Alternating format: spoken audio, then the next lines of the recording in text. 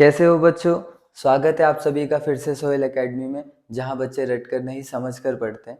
Chemical reaction and equation के last lecture में आप लोगों को मैंने बताया कि फिजिकल चेंजेस क्या होते हैं, केमिकल चेंजेस क्या होते हैं, केमिकल रिएक्शन के बारे में बताया था और बताया था कि रिएक्टेंट एंड प्रोडक्ट क्या होता है। तो उसको लेक्चर को ज़रूर अच्छे से रिवाइज करिए। आज हम लोग पढ़ेंगे कैरेक्टरिस्टिक ऑफ केमिकल रिएक्शन, कैसे पहचानें कि कोई केमिकल रिएक्शन हो रही है। तो मेनली 5 पॉइंट्स होते हैं जिससे हम आइडेंटिफाई कर सकते हैं कि कोई केमिकल रिएक्शन हो रही है या नहीं। ठीक है, सारे एक एक पॉइंट करके हम डिस्कस करेंगे। तो चलिए स्टार्ट करते हैं। सबसे पहला जो होता है आपका कैरेक्टरिस्टिक ऑफ केमिकल रिएक्शन, सबसे पहला जो होता है वो होता है चेंज इन कलर।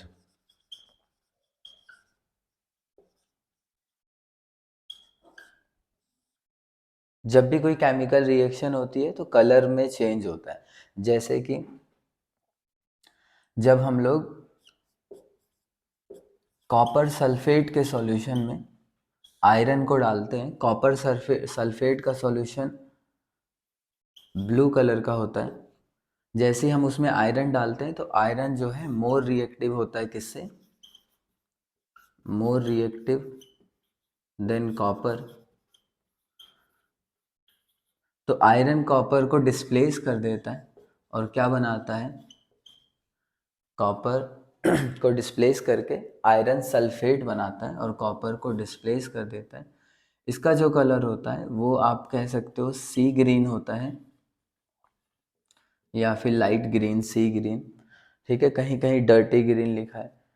तो यहाँ आप देख सकते हो कि कलर जो है वो ब्लू से क्या हो गया है, ग्रीन कलर में चेंज हो गया है। ठीक है, एक और रिएक्शन ले लेते हैं, जिंक मेटल।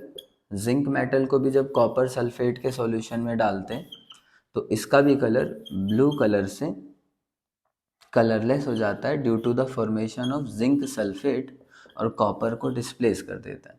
ठीक है, जो भी मोर रिएक्टिव मेटल्स होते हैं वो लेस रिएक्टिव मेटल को डिस्प्लेस कर देते हैं। ऐसे ही अगर हम देखें तीसरी रिएक्शन कि लेड, पीबी, लेड है ये। लेड की रिएक्शन जब हम कॉपर क्लोराइड से करवाते हैं, कॉपर क्लोराइड, इसका कलर ग्रीन होता है। पहले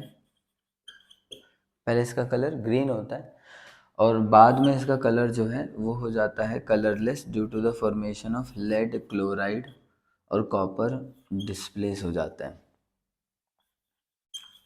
लेड क्लोराइड जो कि कलरलेस होता है। ठीक है, सभी में आप देख सकते हो कि कलर चेंज हो रहा है, यहाँ पर भी कलरलेस हो जाता है। ठीक है, एक लास्ट रिएक्शन, जब कॉपर पाउडर को चाइना डिश में लेकर के, जैसे अगर हम लोग चाइना डिश में क्या करें, कॉपर ले लें और उसको बर्नर पर हीट करें तो कॉपर का जो इनिशियल कलर होता है वो ब्राउन होता है। इनिशियल कलर ब्राउन होता है, लेकिन जब इसको हीट करते हैं, हीट करने के बाद इस पर एक ब्लैक कोटिंग हो जाती है, ब्लैक कोटिंग। तो ये ब्लैक कोटिंग क्या होती है? पहले इसका कलर ब्राउन होता है कॉपर का, उसके बाद जब कॉपर ऑक्साइड बनता है तो इसका जो कलर है वो हो जाता है ब्लैक। तो ये कुछ रिएक्शंस थे जिससे हम समझ सकते हैं कि जब भी कोई केमिकल रिएक्शन होती है तो साथ में क्या होता है, कोई ना कोई कलर में चेंज आता है। ये एक कैरेक्टरिस्टिक हो गई आपकी केमिकल रिएक्शन की। अब बच्चों दूसरा जो कैरेक्टरिस्टिक है वो है आपका चेंज इन स्टेट। तो जब भी कोई केमिकल रिएक्शन होती है तो उसमें ये चेंज भी देखा जाता है, चेंज इन स्टेट। जैसे कि सबसे अच्छा इसका जो एग्जांपल है वो ये है कि जब हम कैंडल को जब हम जलाते हैं तो कैंडल का जो वैक्स होता है, ठीक है, वो क्या हो जाता है, पहले कन्वर्ट होता है लिक्विड में और उसके बाद वो बन जाता है वेपर। लेकिन यहाँ पर साथ साथ में क्या होता है कि ये कार्बन कंटेंट होता है। कार्बन आपका कार्बन डाइऑक्साइड में कार्बन डाइऑक्साइड में चेंज हो जाते हैं। ठीक है, एक बात का ध्यान रखना है कि कुछ नया प्रोडक्ट भी फॉर्म होना चाहिए। हमेशा हम चेंज इन स्टेट को क्या नहीं बोलेंगे, केमिकल रिएक्शन नहीं बोलेंगे। जैसे आइस मेल्ट हो गया, आइस अगर मेल्ट हो गया सॉलिड से लिक्विड बन गया, तब हम उसे केमिकल चेंज नहीं बोलेंगे या केमिकल रिएक्शन नहीं बोलेंगे। नहीं, क्यों? क्योंकि यहाँ पे कुछ नया नहीं बन रहा है ना, यहाँ पे कुछ नया बन रहा है। तो एक कैरेक्टरिस्टिक तो ये मतलब हो गया कि अगर आपका चेंज हो रहा है स्टेट और कुछ नया भी बन रहा है प्रोडक्ट साथ में, तो हम बोलते हैं कि ये भी एक कैरेक्टरिस्टिक है। एक और बता सकते हैं कि अगर फॉर्मेशन ऑफ वाटर करते हैं जब, तो हम हाइड्रोजन गैस लेते हैं, ये फर्स्ट एग्जाम्पल है। ये सेकेंड, हाइड्रोजन गैस जब लेते हैं और उसको ऑक्सीजन गैस के साथ रिएक्ट कराते हैं, तो आपका वाटर बनता है जो कि लिक्विड स्टेट में होता है। तो हमने जो रिएक्टेंट लिया था वो कैसा स्टेट था उसका, वो गैस स्टेट था, और जो प्रोडक्ट फॉर्म हुआ है वो कैसा है, वो लिक्विड है। तो यहाँ पे आप देख सकते हो कि स्टेट जो है उसकी चेंज हो गया, स्टेट चेंज हो गया, गैस से लिक्विड बन गया। तो जब भी स्टेट चेंज होगा with the formation of new product, ये बहुत इंपॉर्टेंट है, with the formation of new product अगर फॉर्म हो रहा है उसके साथ साथ स्टेट चेंज हो रहा है, तो ही हम कहेंगे कि कोई केमिकल रिएक्शन हो रही है। विदाउट अगर कुछ नया नहीं बन रहा, सिर्फ स्टेट चेंज हो रहा है, उसे हम केमिकल रिएक्शन नहीं कहते। तो एक तो ये हो गया आपका सेकेंड चेंज। ठीक है, वीडियो को रोक रोक कर आप इसे नोट डाउन कर लिया करो। बच्चों, थर्ड कैरेक्टरिस्टिक जो है केमिकल रिएक्शन की, वो है इवोल्यूशन ऑफ गैस। कहते हैं जब भी कोई केमिकल रिएक्शन होती है तो उसमें एक ये कैरेक्टरिस्टिक भी देखने को मिल सकती है कि गैस इवॉल्व हो रही है। जैसे कि जब डाइल्यूट हाइड्रोक्लोरिक एसिड या फिर डाइल्यूट सल्फ्यूरिक एसिड में जिंक मेटल को डालते हैं, तो आपको वहाँ पर बबल्स निकलते हुए दिखाई देंगे, कोई गैस निकलती हुई दिखाई देगी। एक्चुअल में वो हाइड्रोजन गैस होती है, उसको भी हम टेस्ट कर सकते हैं कि कौन सी गैस है। ठीक है, हाइड्रोजन गैस निकलती है, तो वो इवोल्यूशन ऑफ गैस जो है आपका, वो थर्ड कैरेक्टरिस्टिक है, उसे अभी हम लोग देखेंगे। तो आपको थर्ड कैरेक्टरिस्टिक है evolution of gas, evolution of gas. ठीक है, तो अगर हम क्या करते हैं, एक टेस्ट ट्यूब लेते हैं और एक टेस्ट ट्यूब में डाइल्यूट हाइड्रोक्लोरिक एसिड ले लेते हैं, डाइल्यूट हाइड्रोक्लोरिक या फिर डाइल्यूट सल्फ्यूरिक एसिड, और उसमें जिंक मेटल की क्या डाल देते हैं, कुछ जिंक की कुछ गोलियां डाल देते हैं, इसमें जिंक मेटल डाल देते हैं। तो आप देखोगे कि इसमें क्या निकलेगा, इसमें आपको बबल्स दिखाई देंगे, hydrogen gas,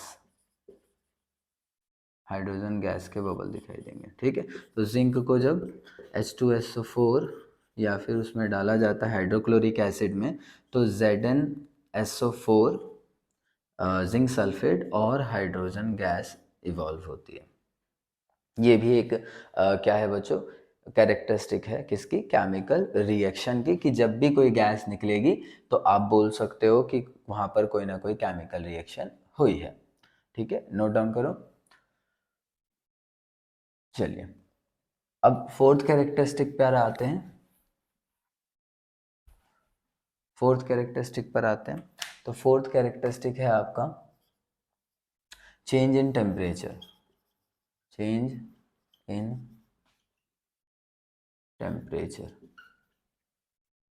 change in temperature.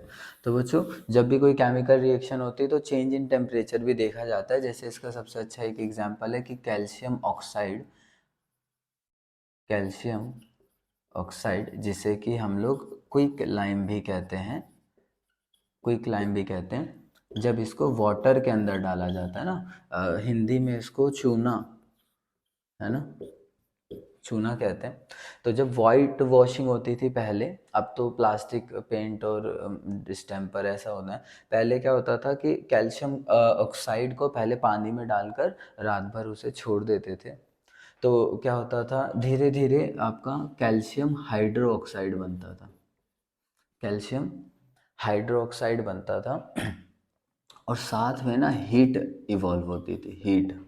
तो यहाँ पे आप ये हीट से समझ सकते हो कि टेम्परेचर जो है राइज हो जाएगा, टेम्परेचर राइज देखने को मिलता है इसके अंदर, ठीक है। टेम्परेचर राइज देखने को मिलता है। ये एक बहुत अच्छा क्या है आपका, अच्छा यहाँ भी याद कर लो कि इसे बोलते हैं कैल्शियम हाइड्रोक्साइड। याद करते हुए चलो, पूछते हैं ना नाम इसको कहते हैं स्लैग्ड लाइम, स्लैग्ड लाइम, ठीक है।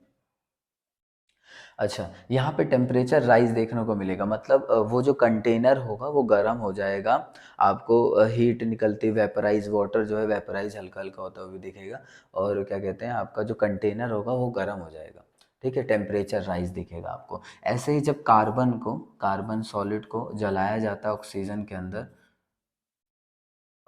अंदर, तो भी आप क्या देखोगे कि कार्बन डाइऑक्साइड बनता है और साथ में हीट निकलती है यहाँ पर भी। तो ये भी ऐसे ऐसे रिएक्शंस को अभी हम लोग पढ़ेंगे, टाइप्स ऑफ केमिकल रिएक्शन जब पढ़ेंगे तो पढ़ेंगे कि ऐसी रिएक्शन जिसमें हीट निकलती है उसे एक्सोथर्मिक रिएक्शन कहते हैं, ठीक है। उसे क्या कहते हैं, एक्सोथर्मिक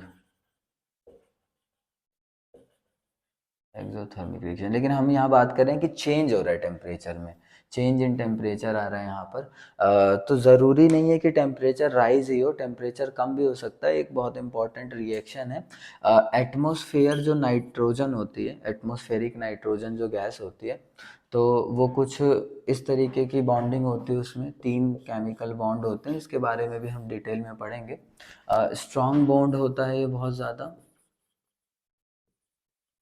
स्ट्रॉन्ग बॉन्ड होता है। तो कहते हैं कि नाइट्रोजन जो एटमॉस्फेयर में है वो ऑक्सीजन के साथ रिएक्ट करती है, लेकिन इसको टेम्परेचर बहुत ज़्यादा चाहिए होता है, करीब 2000 डिग्री सेल्सियस। और कब होता है ये, जब लाइटनिंग होती है, लाइटनिंग जब बिजली चमकती है ना, तो इतना टेम्परेचर होता है उसके अंदर कि नाइट्रोजन का ये जो बॉन्ड है वो टूट जाता है और नाइट्रोजन फ्री हो जाता है। जब नाइट्रोजन फ्री हो जाता है तो वो ऑक्सीजन के साथ क्या हो जाता है, कंबाइन हो जाता है, और क्या बनाता है, नाइट्रोजन मोनोऑक्साइड बनाता है, नाइट्रोजन मोनोऑक्साइड बनाता है। अगर ज़्यादा ऑक्सीजन मिलती है, मोर ऑक्सीजन, तो नाइट्रोजन डाइऑक्साइड भी बनाता है, ठीक है। Nitrogen monoxide, nitrogen monoxide.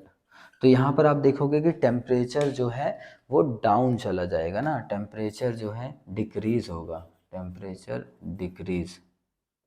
जैसे वहाँ पर टेम्परेचर इंक्रीज देखने को मिला है ना, यहाँ पे टेम्परेचर इंक्रीज हुआ है, यहाँ पे टेम्परेचर डिक्रीज होगा।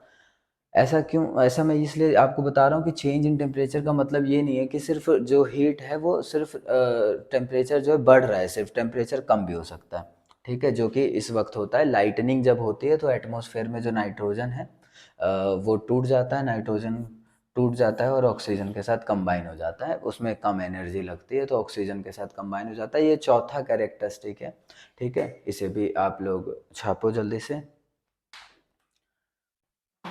चलिए रुक रुक कर छाप लिया करो।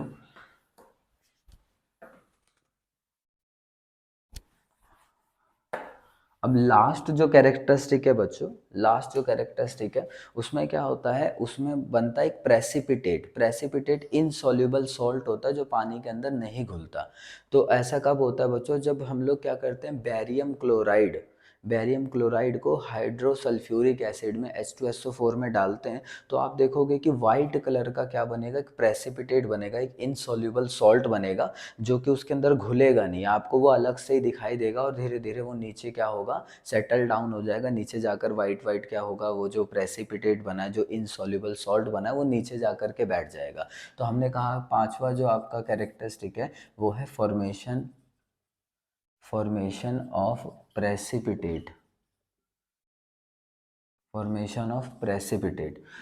इसमें क्या होता है कि जब आप बैरियम क्लोराइड को हाइड्रोसल्फ्यूरिक एसिड में डालते हो तो आपका क्या होता है, बैरियम सल्फेट बनता है और हाइड्रोक्लोरिक एसिड। अब इसको बैलेंस कर लेते हैं, ठीक है, हो गया बैलेंस, ठीक। लिख देता हूँ यहाँ पर barium chloride sulphuric acid, barium sulphate hydrochloric acid, ठीक है। ये वाइट प्रेसिपिटेट होता है, क्या होता है, वाइट पीपीटी प्रेसिपिटेट, ठीक है। इनसॉल्युबल सॉल्ट होता है, इनसॉल्युबल का मतलब हुआ वो घुलेगा नहीं, वो नीचे जा करके बैठ जाएगा, आप चाहे कितना भी कोशिश करो, इनसॉल्युबल सॉल्ट होता है। और ये तो जब भी कभी आप रिएक्शन कर रहे हो और उसमें आप देख रहे हो कि कुछ इनसॉल्युबल सॉल्ट, जैसे कि इनसॉल्यु सेमी सॉलिड हो सकता है, टूथपेस्ट जैसा, हाँ टूथपेस्ट जैसा होता है ना, वैसा कुछ बना और वो सेटल डाउन हो गया, तो आप कह सकते हो कोई केमिकल रिएक्शन हुई है। एक इम्पॉर्टेंट बात लास्ट में नोट करने वाली, कि क्या कहते हैं, कुछ ऐसी भी केमिकल रिएक्शंस होती हैं जिसमें एक से ज़्यादा कैरेक्टरिस्टिक भी देखने को मिलती है। There are some chemical reaction, there are some chemical reaction which can show which can show more than more than one characteristic, more than one characteristic। अब एक एग्जांपल बता देता हूँ इसका, कि Zn को जब H2SO4 में हमने डाला था, हमने पहले भी ये रिएक्शन देखी कि जिंक ग्रेनल्स को जब हम लोग हाइड्रोसल्फ्यूरिक एसिड में, डाइल्यूट हाइड्रोसल्फ्यूरिक एसिड में डालते हैं, तो आपका जिंक सल्फेट और हाइड्रोजन गैस निकलती है। तो हाइड्रोजन गैस निकलना पहली कैरेक्टरिस्टिक होगी। साथ साथ में आप देखोगे जो टेस्ट ट्यूब है वो क्या हो जाएगी, गर्म हो जाएगी, तो हीट निकलती है, ये आपकी दूसरी कैरेक्टरिस्टिक है। तो दो कैरेक्टरिस्टिक होते हैं, चेंज इन टेम्परेचर भी होता है यहाँ पर, और इवोल्यूशन ऑफ गैस भी होता है। यहाँ पर आप देखोगे इवोल्यूशन ऑफ गैस भी हो रहा है और चेंज इन टेम्परेचर भी हो रहा है। नोट डाउन कर लो इसे,